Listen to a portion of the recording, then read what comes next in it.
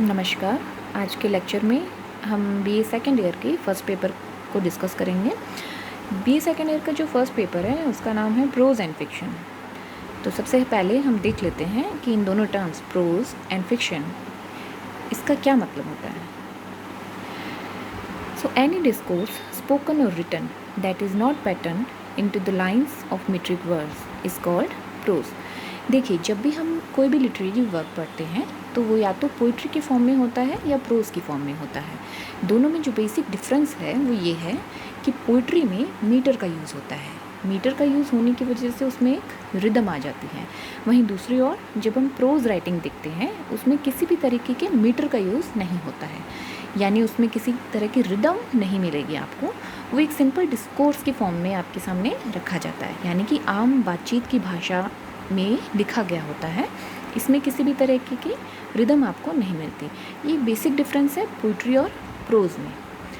Pros जो होते हैं उसका एग्जांपल्स हमारे सामने हैं, जैसे कि नॉवेल्स होते हैं वो प्रोज में आते हैं, एसेज हो गए या शॉर्ट स्टोरीज जो हैं वो प्रोज राइटिंग के अंदर ही आती हैं। फिक्शन क्या होता है? Any literary narrative which is invented instead of being an account of events that actually happened. Fiction वो है जो कि राइटर अपनी कल्पना से लिखता है, यानी कि इसमें वो कोई भी ऐसी घटना का जिक्र नहीं करेगा जो कि ऑलरेडी हैपन हो चुकी है या फिर उसकी रियल लाइफ से इंस्पायर्ड है। इंस्टेड ऑफ दैट वो क्या करता है, ये जो इंसिडेंट फिक्शन में वो आपके सामने मेंशन करेगा वो इन्वेंट किया होता है, यानी कि उसने अपनी कल्पना के आधार पर उसको जनरेट किया है। तो इसमें आपको काल्पनिक रूप से लिखी गई कोई भी घटना आपको देखने को मिलती है। वो किसी भी रियल इवेंट से इंस्पायर नहीं होता, यानी कि वो काल्पनिक होता है। Fiction term is used sometimes simply as a synonym for the novel. कई बार उसको नॉवल के सिनोनिम के रूप में भी फिक्शन को यूज़ कर लेते हैं, यानी कि नॉवल जो है उसी को फिक्शन का नाम दे दिया जाता है। ऐसे अब हम देखते हैं कि ऐसे क्या होते हैं। ऐसे आप जानते हैं कि प्रोज का ही फॉर्म है। Any short composition in prose that discuss matter, यानी कि प्रोज फॉर्म में लिखी गई कोई भी शॉर्ट कंपोजिशन जिसमें कोई भी एक मैटर डिस्कस किया गया हो, यानी कि राइटर हमसे इसमें कोई भी एक छोटा मैटर हमारे सामने रखता है, उसको डिस्कस करता है, किसमें एसेज लिखते टाइम। इसमें वो क्या करता है, ही expresses a point of view. इसमें राइटर अपना एक पॉइंट ऑफ व्यू हमारे सामने रखता है किसी भी एक मैटर को लेते हुए। And he also tries to persuade us to accept a thesis on any subject.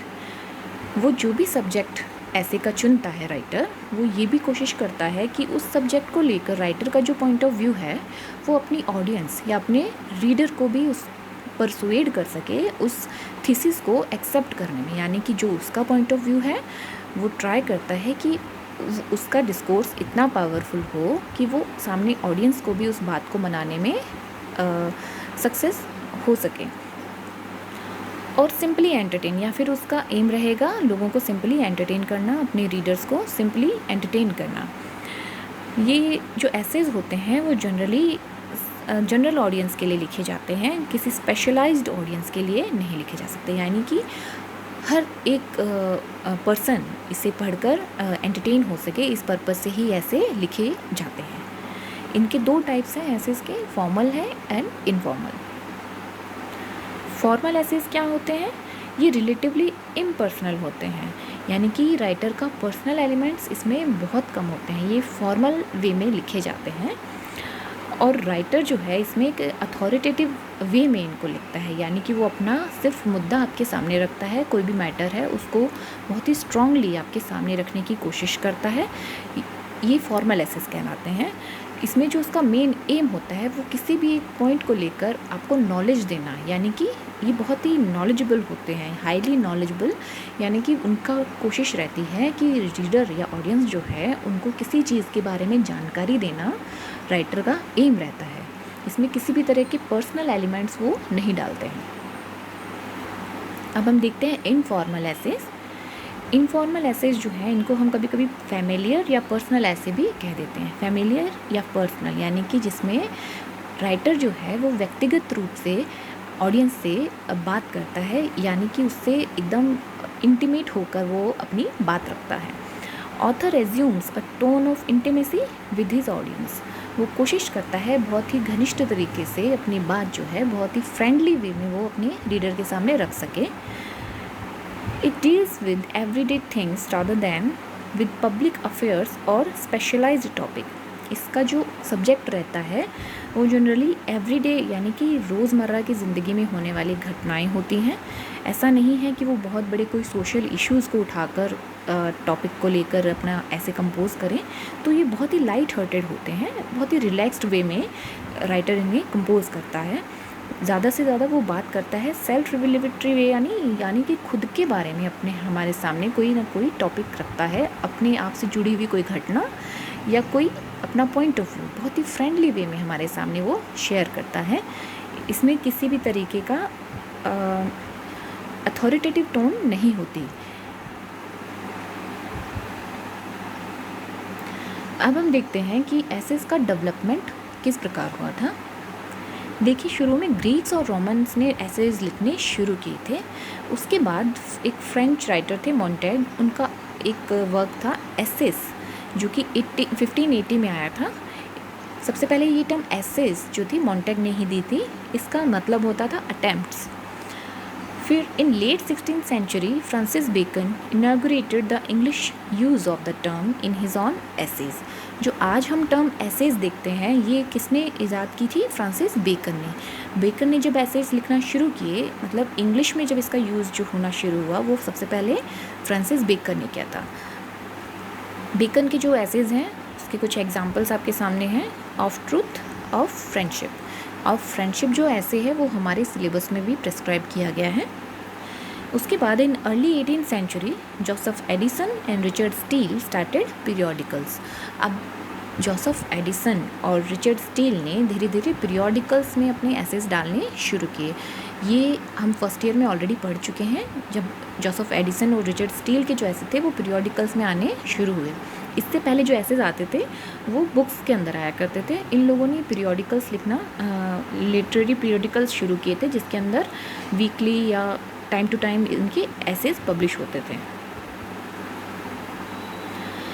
In early 19th century it became a major department of literature. अब 19वीं सदी आते आते ये जो ऐसे है, जॉनरा है ऐसे का, वो बहुत ही ज़्यादा मेजर डिपार्टमेंट हो गया था लिटरेचर का, यानी बहुत ही पॉपुलर फॉर्म हो चुकी थी।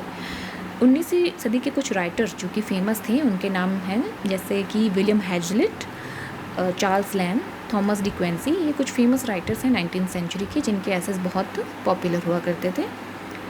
इन late 19th century R.L. Stevenson's personal essays became popular. अब 19वीं शताब्दी के जो लेटर हाफ था उसमें आते आते R.L. स्टीवेंसन के जो पर्सनल एसेज, यानी कि R.L. स्टीवेंसन जो थे पर्सनल फॉर्म के एसेज लिखा करते थे, वो बहुत ही ज़्यादा पॉपुलर हो गए थे। फिर मॉडर्न एज में आते आते एसेज जो हैं वो काफ़ी ज़्यादातर एसेज जो थे वो फॉर्मल टाइप के लिखे जाते थे। कुछ एक राइटर्स जो थे जो कि इनफॉर्मल एसेज लिखते थे, फॉर एग्जांपल वर्जीनिया वुल्फ के एसेज या जॉर्ज ऑरवेल या E.M. फॉस्टर। ये कुछ राइटर्स हैं जो इनफॉर्मल एसेज भी लिखते थे।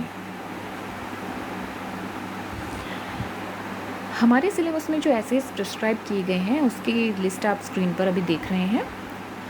Of friendship by Francis Bacon, of myself Abraham Cowley का ऐसे है ये। The spider and the bee Jonathan Swift, ये spider and the bee Jonathan Swift का की जो बुक है the battle of the books, उसमें से लिया गया एक पार्ट है। फिर आता है the Spectator's account of himself Joseph Addison, Sir Roger at home Joseph Addison, the convalescent Charles Lamb, my future wife William Cobbett, the maid servant Leigh Hunt, El Dorado R.L. Stevenson, the golden age A.G. Gardiner, all about a dog ये भी A.G. Gardiner का ऐसे है, tight corner E.V. Lucas, the worship of the wealthy G.K. Chesterton, और last essay हैं forgetting Robert लिंड। आगे आने वाले वीडियोस में हम इन सभी एसेज की एक्सप्लेनेशन शुरू करेंगे। आज की वीडियो में बस इतना ही। Thank you for watching.